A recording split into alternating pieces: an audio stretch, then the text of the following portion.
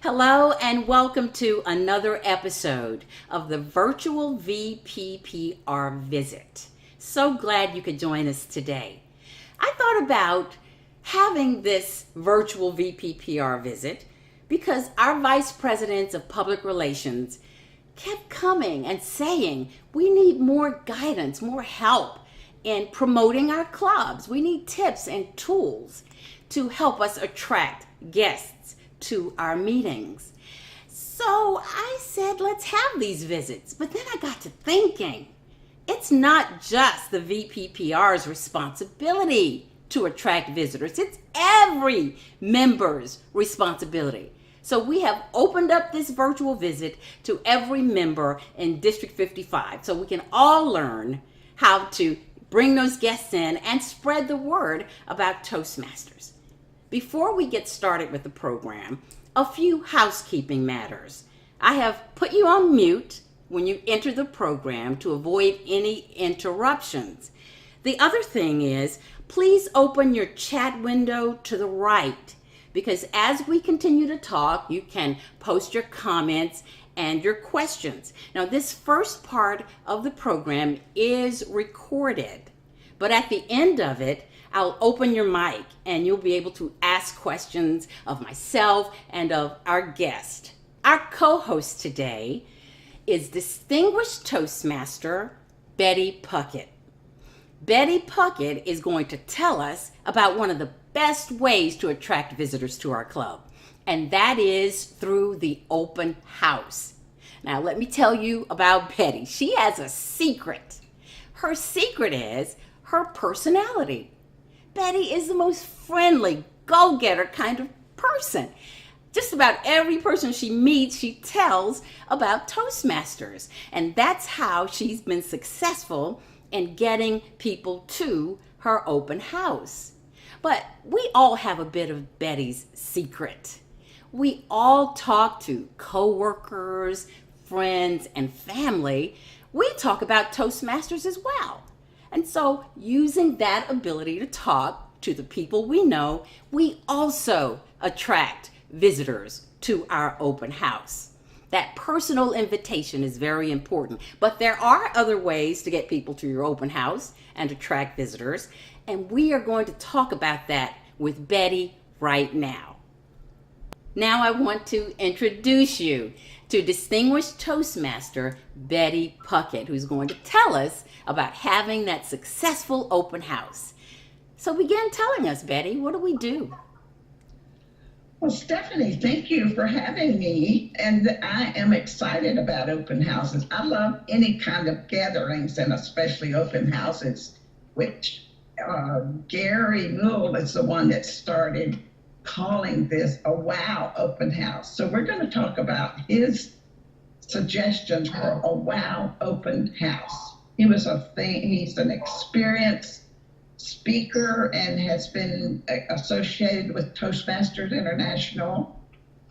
And he says that we should have, when we have an open house, we should have an auditorium full of people. Can you imagine that? Wouldn't that be wonderful? That would be terrific. Do you have a slide showing Gary Muhl? There he is. Okay. You can't see it very well. But then here he is, with his wow open house, he's talking to his auditorium full of people. Now, we would love to have an auditorium full of people. I hope you can tell us more about how we can do that. Yeah. And he says, we should have an experienced speaker, but I think not necessarily an outside speaker, but one that is very knowledgeable about Toastmasters, one of our own Toastmasters that has all the knowledge and can answer all the questions about that our guest will have. Well, and here's some tips for a great open house. First thing you need to do is choose your chair, or you can have a co-chair. You could have two people, or whatever it takes. It takes the whole meeting. You want to get everyone involved. You want to have a great location. Sometimes, if we most of the time, we might have them in our own place that we have our meetings. But if you have a small club and you don't have room for Or yes, you want to get a larger place to have the meeting. And if you're expecting a lot, you can get an auditorium, and that would be wonderful. And like he had said, get a fantastic speaker, and we've got lots of them right here in our own D55 that we can get just be our guest speakers. And we want to advertise early. We want to, as soon as we got the idea and we're going to have this open house, even if you don't know all the information, send out a notice, save the date, you set a date. So just say, save the date, we're going to have an open house. So how early is that, Betty? Are we talking a minimum of a week, 2 weeks?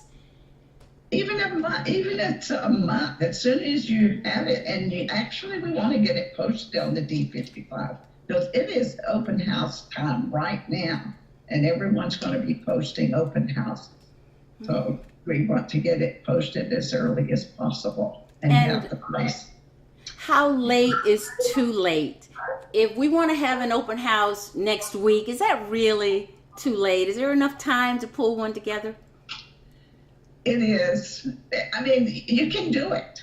And by the way that you contact people through email and have them contact their friends, that's what I like to do anyway. So you can possibly have one that's in just a few days or a week. But, planning ahead of time is better. Okay.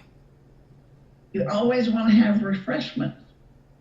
You want to make sure that you have lots of information there, like we have a table that has lots of information, like some of the old Toastmaster magazines, all of us have, because a lot of us are in more than one club and we get more than one Toastmaster magazine. So we have those to share, and we want to make sure that we have applications. And we have our club, the Galvamaster Club, and this is our little folder, and it has lots of information inside about Toastmasters, what it can do for you, and naturally an application. Do people actually sign up the night of an open house? Do we actually get? Yeah, sometimes they do, yes. And we want them to. We don't want them to go home but sometimes they want to take the information home and then come back and sign up later, and that's okay. But we want to follow up. You can keep following up with them. And this is, you send it. Let me show you mine.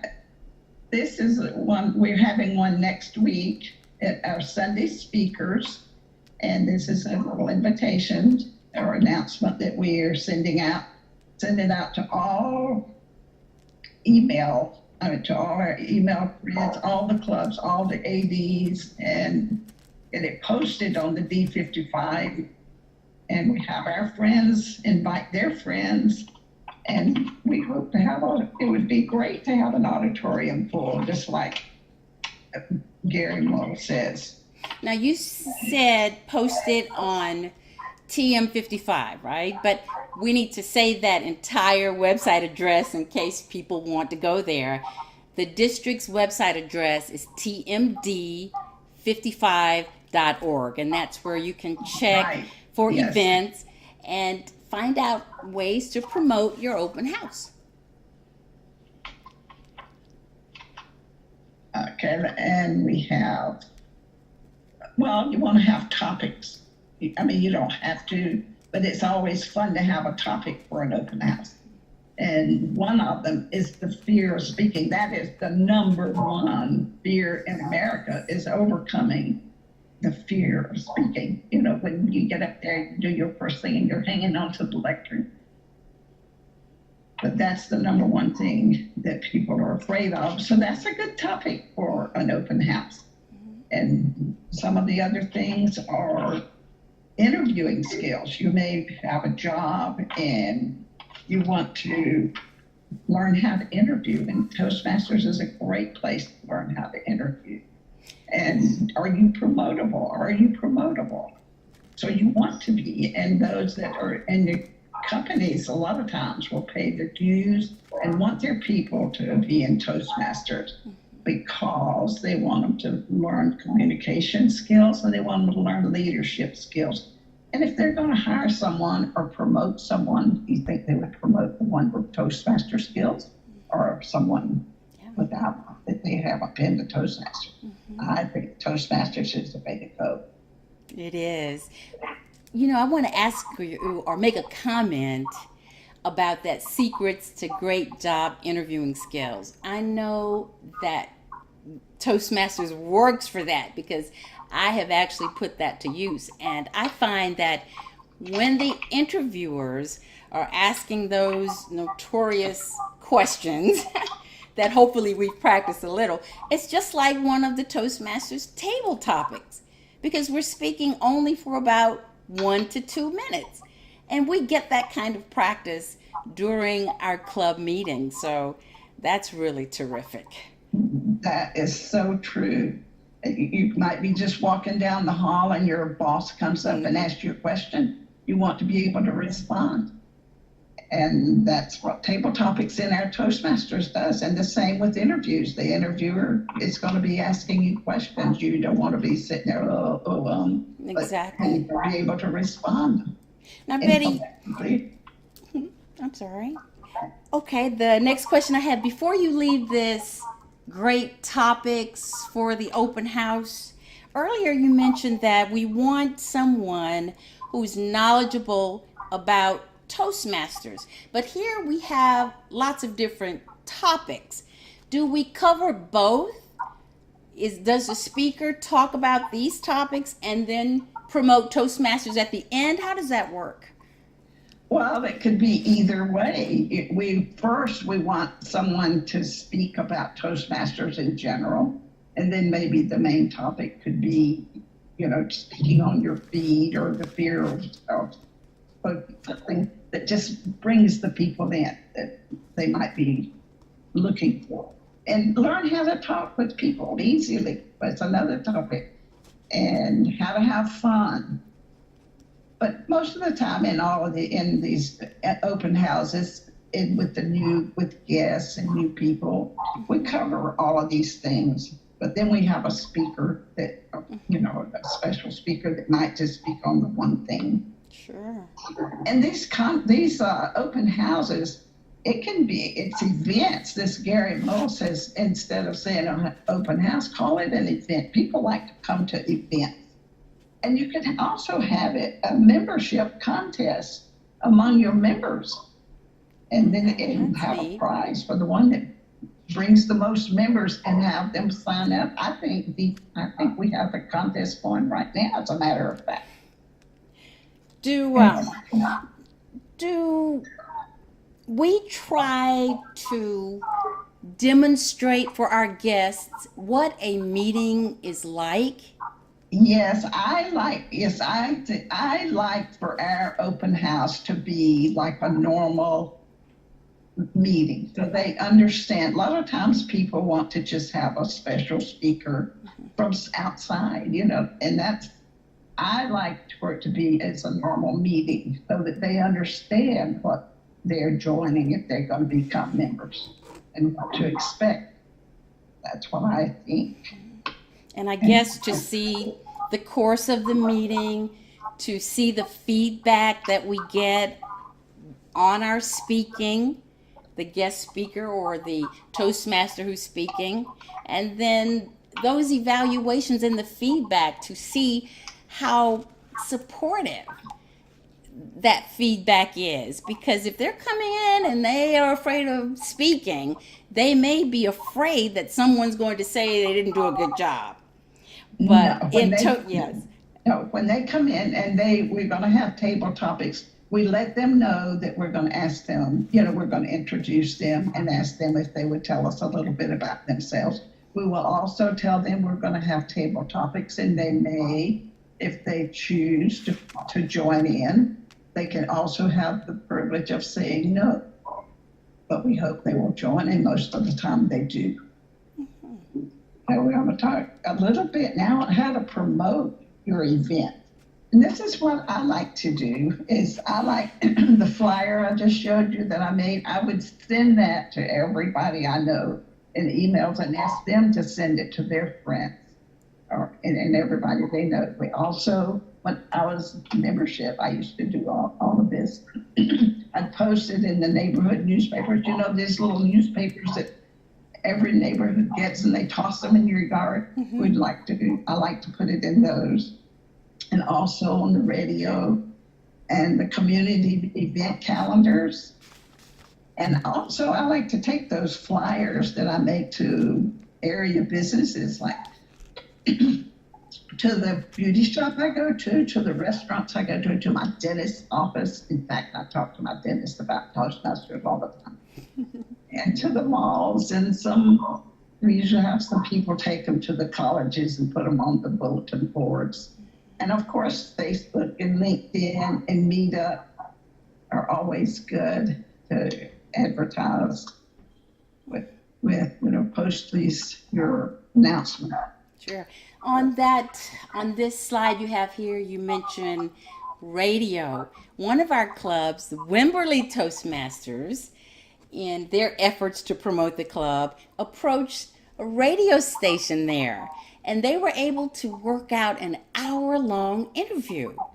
Now, that's something that clubs can latch on to and try to do in their communities. That was a wonderful opportunity for promoting open house and for promoting their clubs. And you mentioned also the local newspapers and the event calendars.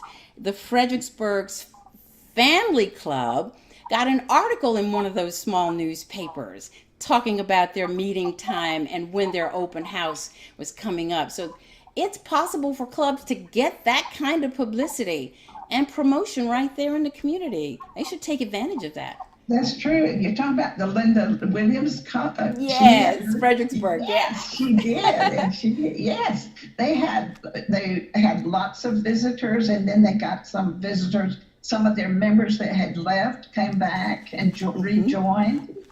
And also another girl, I'm not sure where she's from, but she said, that the Toastmasters was the reason that she had the job she had, because she learned how to be could speak better and to be a leader. So she got a great job out of it. Mm-hmm. That's great. And that's what making yourself promotable is doing. The Facebook, the LinkedIn, Twitter, Instagram, we are going to address how to use social media to promote your club and events in another episode of this virtual VPPR visit. So be on the lookout for that. Also, another thing that we've done is about MultiClub Events. We've learned that we're only going to have a spring conference. We're no longer going to have a winter conference. And some of us thought, we're going to be missing that. We're going to miss seeing all our friends and meeting new friends. So Kathy Moore was the one that got this together around Christmas time last year. Okay. And we had a multi-club event, and it happened to be a Christmas storytelling. And it was wonderful. Everybody just had so much fun. So that's another thing that you can do, and that we're planning to continue to do it. And it could be lots of multi-club ideas. It could be on a public speaking week. Could be also for the community and not just Toastmasters, and give everybody a chance to get up and tell their story. And now it's almost October, so we could be having a scary story night, telling their Halloween stories. Could be like a gratitude day, talk about things that people had done for you, or that you've done for other people that changed their life. Or either leadership week, tell what things you've done as a leader and how to do certain things as in leadership. So just have a leadership week or day or night. That multi-club event, you mentioned that it is a chance for the clubs to get together in light of the fact that we won't have a fall conference. But I can imagine that would multiply the number of visitors that you would get to an open house. Absolutely. It was a great success. It was a fun thing to do. And I also have some resources. Okay.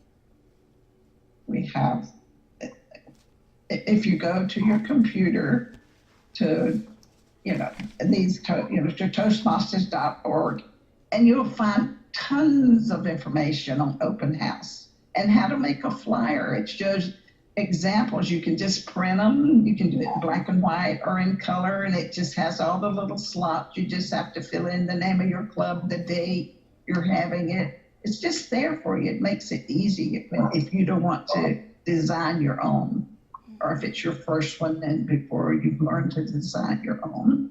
Also, another Toastmaster resource is how to release news and so forth, to get your club posted out.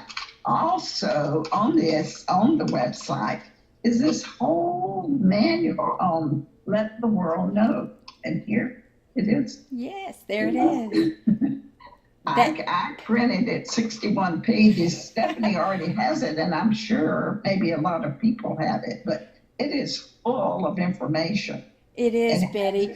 In fact, that is the manual for the vice presidents of public relations. They should receive that manual or go online and print it. And that is where they get the most instructions from Toastmasters International. So vice presidents of public relations, get your hands on that manual. But as you mentioned, it is out there on Toastmasters.org. So any member can go there, see the manual, and see all of the other resources that Toastmasters International has to offer. There are articles there and more templates and tips and guidance that members need for that open house. It's a lot of information. It's 61 pages, and I printed it because I am VPPR, and I want to learn everything there is to know. Okay. So I'm looking forward to reading it. I haven't read all of it yet. And then another thing, I just go sometimes just to Toastmasters and just say evaluate or open house or just any word. And all of this information comes up from all the different clubs all around, even Canada. And I printed some things from Canada about their open house, and theirs is very similar to ours. But you get lots of good ideas from all these other clubs around the world. In fact, on this one I printed from Canada, which is in Division 86, I believe, has an excellent article, and I printed this out too, on how to blog. I'm sure probably most of you know all about blogging, but it's a lot of information in case you don't on how to do it, and I'm really interested in that. And I think you would be too, because we want to blog and LinkedIn and Meetup, email, Facebook, anyway, to let people know what's going on in our club and to join us with our open house, our event, any events. We have some outside events in our clubs too. We have, like at Christmas time, we have a special event outside the club at someone's house. We have gracious people in there, like Al Schwab and Norman. They always have us over for Christmas, and then we have New Year's, and they live close. We can watch all the fireworks from their yard at New Year's. And in July, we usually have an outside. And we're going to be having a baby party because we have a member that's going to be having a baby girl, which is Tricia Duffy, Chad and Tricia Duffy. We're looking forward to that. We make everything a party. If I'm a Toastmaster, I have a theme, and it's a party. That's your style, Betty. That's your personality coming out. Yeah. We have Lark. I know you all know about Lark Doty, who is our new International Toastmasters president. We are so proud and so excited. She's here from Texas, right in Austin. So we're so proud to have her. But she has tons of information, and I have some of her resources here. And you can copy these or just go to larkdoley.com, and she just has so much information, just tons of information. So go there. and just enjoy your open house. Enjoy any event you have. You don't have to call it open house. Call it even if they call it. You want members, have a membership contest. It's like an open house. Everything's an open house. We open our doors and we just want lots of visitors. And wherever I am, I'm talking Toastmasters, and I always invite someone. Sure. I'm a Toastmaster junkie, I guess. You are that. You are that. And we learn so much from you. We're talking about open houses, and that, of course, falls under membership and our club growth director, Jean Ramsey. She has lots of information as well about attracting visitors and turning them into members, and also additional information on open houses. Betty, as we bring this section of our program to a close, is there anything else you'd like to share with us about the open house? It seems like such an opportunity for visitors to see the camaraderie and the fun that we have. And I'd imagine that that's what makes them stick around. Yes, it's like we become just a family within these clubs. And we learn from each other. When you're talking about Toastmasters and when you're visiting all these clubs, or even at our spring conference or winter conference, and you talk about, well, we do this way. How do you do that? You just learn from each other. It's always learning to be better communicators and leadership. And it's fun. We always have fun. Toastmasters is loads of fun. Betty, I want to thank you for sharing from your expertise. I'm sure everybody can see that beautiful personality you have and how you're really an ambassador for Toastmasters here in District 55. So we appreciate you and all that you have shared with us on this program, all of the resources and the benefits of joining Toastmasters, attracting visitors, and hopefully turning them into members. The virtual VPPR visit started out as just an idea, but because of Stan C., our district director, District 55 is open to creativity. So this has been a wonderful experience for us. We have other episodes coming up, more on how to use social media, your website, also how to get free publicity in the public and using press releases. And then we'll take a look at video for your social media and your website, and actually talk about how to shoot a video and post it on YouTube. So there are lots of ideas, and we hope that you'll join us for each episode of the virtual VPPR visit. Thank you for joining us. At this time, we are going to open up the program and our chat room. So we'll take a look at some of the comments and questions that you posted there, but I'm going to open up the microphone so that you can actually talk to Betty and get your questions answered directly from her. Thank you for visiting us today, and we look forward to chatting with you in a moment.